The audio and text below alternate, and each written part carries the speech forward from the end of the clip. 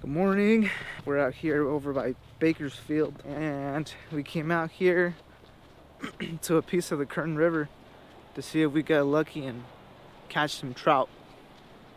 This will be my second time attempting this. The first time I didn't catch anything, but I also didn't have the right setup.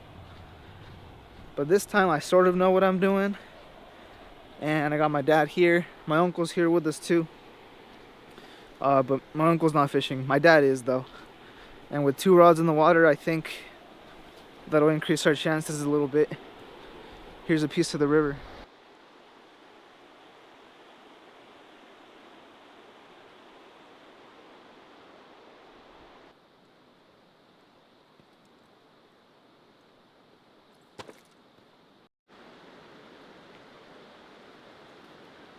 So I'm gonna set up the first rod. This will be my dad's. I believe it's a Daiwa. You want something light and bendy like this, so that when you hook up on a trout, they fight hard and they get crazy. So they're pretty good at getting loose from whatever hook that they're hooked on, unless the rod that you're using is very flexible, very bendy. The chances of you losing a trout with a bendy rod like this is lower.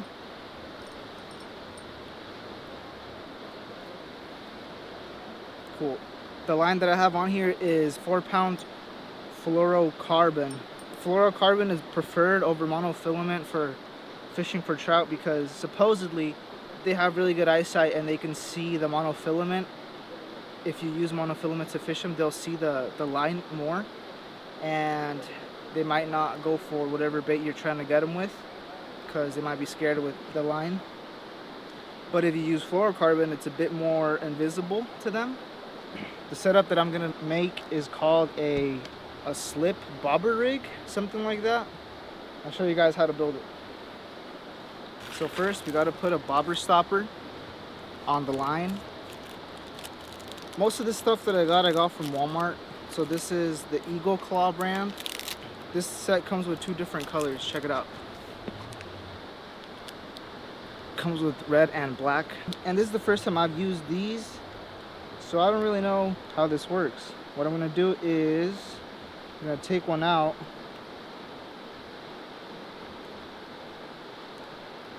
I think I already messed up. I don't think I was supposed to take it off. Oh, I know what I had to do. So the way these things work is, pretty sure you're supposed to tie on your main line. This right here. I don't know if you can see that. You're supposed to tie it through one of these little loops. I'm just gonna select one. And then you're supposed to pull the slip bobber right over that line. I don't know if you guys can see this. Like that. Now it's on. This is called a bobber stopper. Next, what I'm gonna do is I'm gonna put this bead onto the line, so that way whenever the bobber comes here, it doesn't push on the bobber stopper. So here's the bobber stopper, the little wooden one. It feels pretty light. I guess that's the brand Thill. This white part is supposed to be the part that touches the water, and the rest of it is supposed to be the part that stays above the water because it's easier for you to keep an eye on it.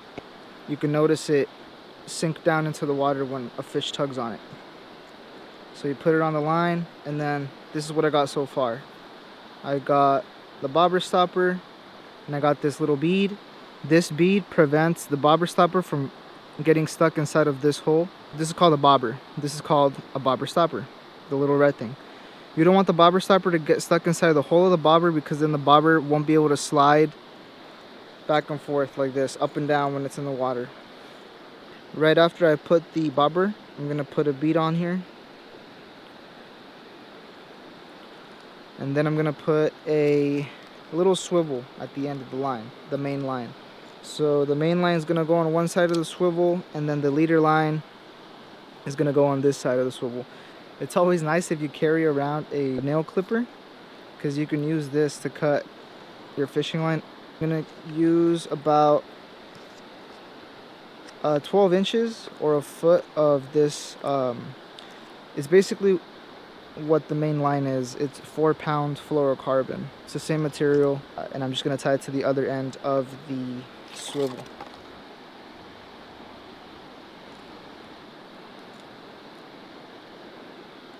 Cool. So there you go. I got the main line and the leader line tied up. Now I just gotta add a little hook to the end of this leader line, and I'm gonna put a small weight, maybe about 2 to 3 inches right below where I tied the leader line to the swivel. Because you want some weight so that it holds the hook underwater. And the little bit of weight that we're gonna add is also gonna help me cast a little farther. Eagle Claw brand, laser sharp. These are size 10 hooks. I guess they're for salmon eggs and for trout. I think size 10 is probably like the biggest hook you want to use for trout. And I know that some people go even smaller to like size 2, size 4, size 6, size 8. But the smallest I could find was size 10, so I'm gonna use these today. Now what I'm gonna do is I'm gonna put on a size 3 little split shot weight on my leader line. And what this little weight's gonna do is it's gonna help the hook stay underwater instead of just having it like get taken by the current. It'll stay in one place a little easier. It'll help me cast farther. It just keeps the bait underneath the water so that it's easier for a fish to take.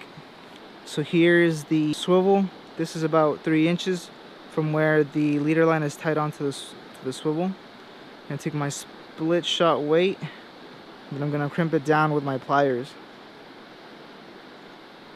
So now the weight shouldn't move too much from where I crimped it down on, and it's gonna help this little hook with the bait stay underwater.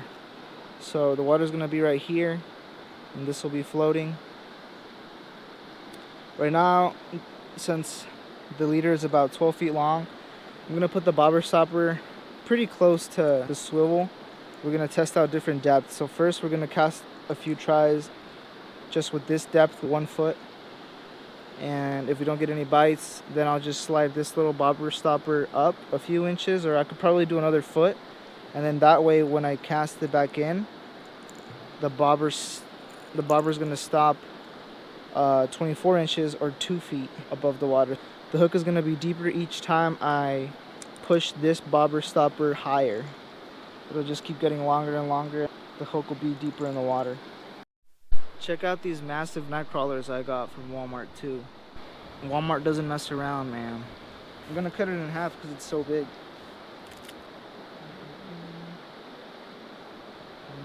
Actually, I think I'll cut it in fourths because it's so big. I like to double hook it. Put it through the bait at least twice. Boom. There we go. Sometimes trout like to hang out in the running water or slightly moving water. So that's where I'm gonna cast right now. That bit of running water right there.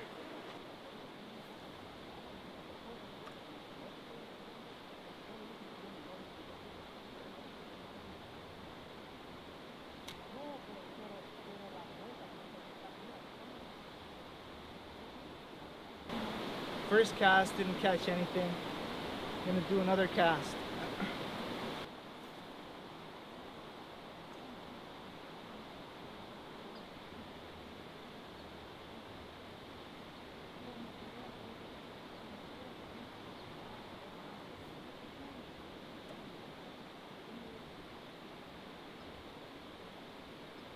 Maybe I'll get a bite under the tree.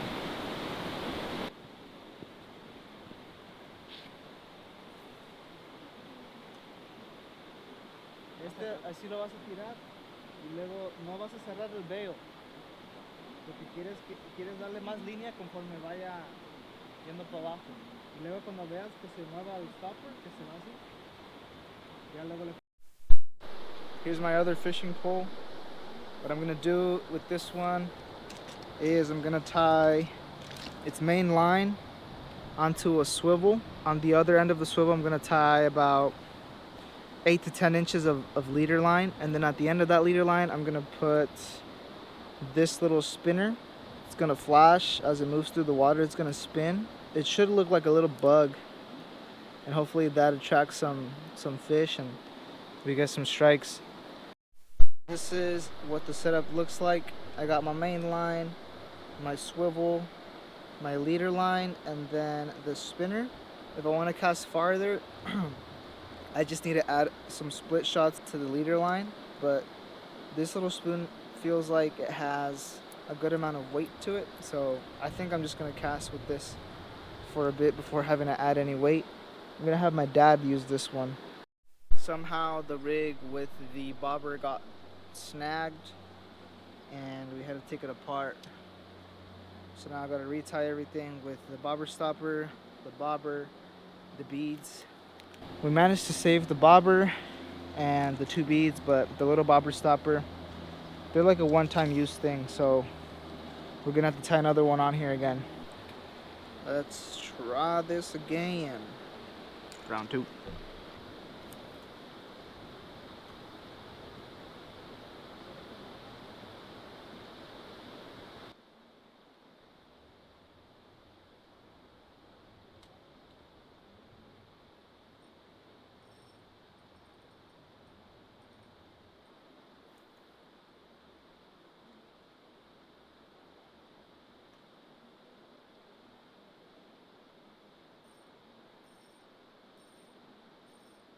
I think this worm's pretty much flavorless.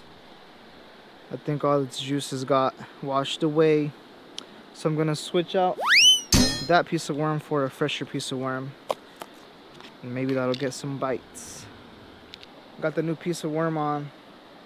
Let's try again. I'm probably gonna be here for like about 5-10 more minutes, and then we're gonna walk down the river a bit more to see if maybe we can find fish down there.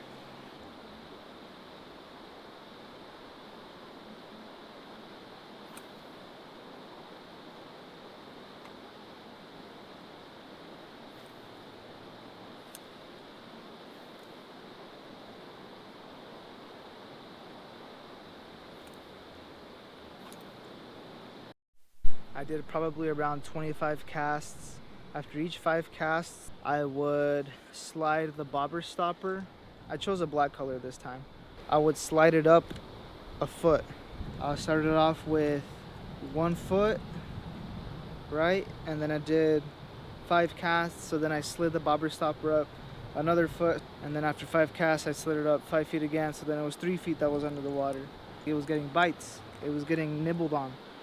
So I think I'm gonna do about 5 more casts here. If I don't get any more bites, if I don't feel any tugs, I'm just gonna head down the river a bit more. I'm gonna put on a new piece of worm on here.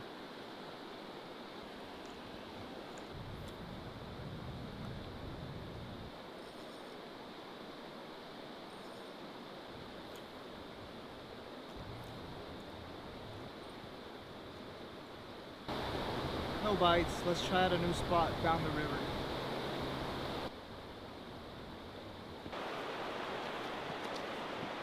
Right now we're gonna head down to the lower part of the river, see if we can get some fish down there.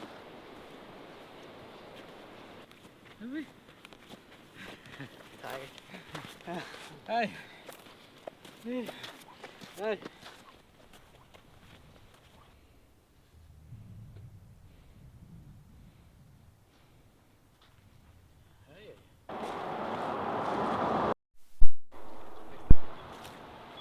Ella primo uno brincaba allá en las piedras, ¿se acuerdan? Sí, Ahora ya no, ahora las patas están todas tiemblan las patitas ya. entumidas ya.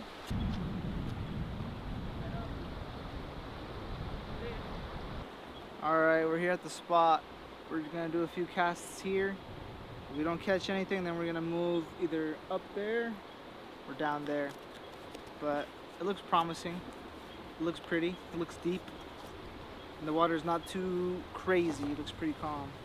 I'm gonna put this fresh little piece of worm on this hook here. I rigged up that other rod with a similar setup as this rod, but the other rod over there, that one has an artificial cricket. So we're gonna see if maybe that'll get a bite. Well, we also throw this one in with a real worm. So what we're gonna do is the same thing. We're gonna start off casting this. We're gonna start off doing 5 casts with 1 foot, and then if we don't catch anything after 5 casts, I'm gonna move the bobber stopper another foot up. So then it's gonna be 2 feet in the water. After 5 casts, if there's no bites, then I'm gonna do the same thing again, so we're 3 feet in the water.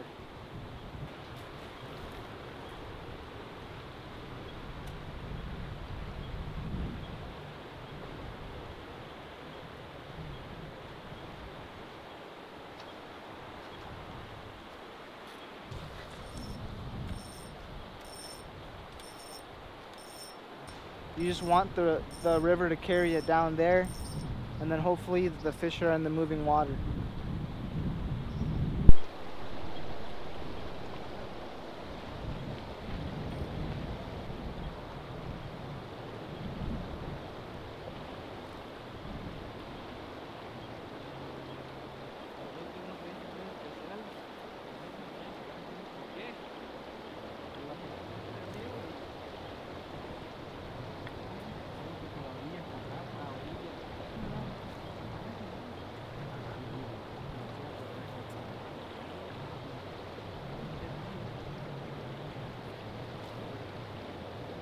Rough out here, man. It's rough. We've been trying to catch with worms and with a little tiny artificial cricket that floats on the surface of the water. So far, no hits. So now I'm gonna swap out the worm for this little, I think it's called power bait, just yellow little ball. It's like a little dough ball. And my dad's gonna swap out his cricket for a spoon. And we're gonna do a few more casts and hopefully something bites, but it's looking rough. So here's that little dough ball on the hook instead of the worm. I'll do a few casts with this. So that's the end of this video. Today was rough. We didn't get to catch anything. We made hundreds of casts with an artificial cricket, with some dough, with some real worms, with spinners. I think we just don't know what we're doing yet. So I guess I'll just keep on doing research and keep on practicing. We didn't get to catch a fish, but hopefully you guys caught a vibe. I hope you guys enjoyed the scenery. And I probably won't be doing trout fishing for a while. This is just something that I really struggled with, and I don't know. I need to take like a month off from trout fishing. But I'll definitely do some more fishing pretty soon. Maybe I'll do some catfishing.